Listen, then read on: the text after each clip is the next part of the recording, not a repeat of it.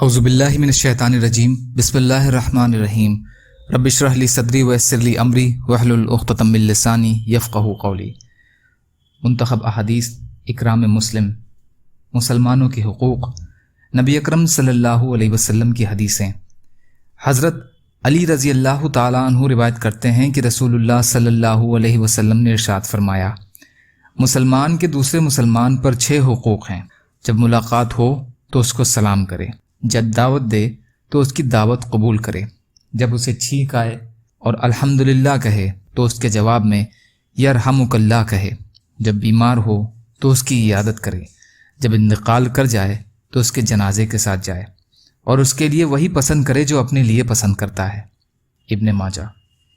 حضرت ابو ہریرہ رضی اللہ عنہ سے روایت ہے کہ میں نے رسول اللہ صلی اللہ علیہ وسلم کو یہ ارشاد فرماتے ہوئے سنا، ایک مسلمان کے دوسرے مسلمان پر 5 حق ہیں: سلام کا جواب دینا، بیمار کی عیادت کرنا، جنازے کے ساتھ جانا، دعوت قبول کرنا اور چھینکنے والے کے جواب میں یرحمک اللہ کہنا۔ بخاری۔ حضرت ابو ہریرہ رضی اللہ تعالی عنہ رسول اللہ صلی اللہ علیہ وسلم کا ارشاد نقل کرتے ہیں، تم جنت میں نہیں جا سکتے جب تک مومن نہ ہو جاؤ، یعنی تمہاری زندگی ایمان والی زندگی نہ ہو جائے، اور تم اس وقت تک مومن نہیں ہو سکتے جب تک آپس میں ایک دوسرے سے محبت نہ کرو۔ کیا میں تمہیں وہ عمل نہ بتا دوں جس کے کرنے سے تمہارے درمیان محبت پیدا ہو جائے؟ وہ یہ ہے کہ سلام کو آپس میں خوب پھیلاؤ۔ مسلم شریف۔ یا اللہ ہم سب کو کہنے سننے سے زیادہ عمل کی توفیق عطا فرما۔ یا اللہ جو مظلوم ہیں ان کی مدد فرما، جو بیمار ہیں انہیں صحت عطا کر دیجئے، جو قرض میں ہیں ان کے قرضوں کو ادا کرا دیجئے۔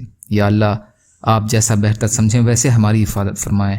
یا اللہ آپ جو بھی فیصلہ ہمارے لیے کیجئے اس کا انجام ہم سب کے لیے بہتر فرما دیجئے۔ یا اللہ بغض، حسد، جلن، کینہ، تکبر، ریاکاری سے ہمارے دلوں کو پاک کر دیجئے۔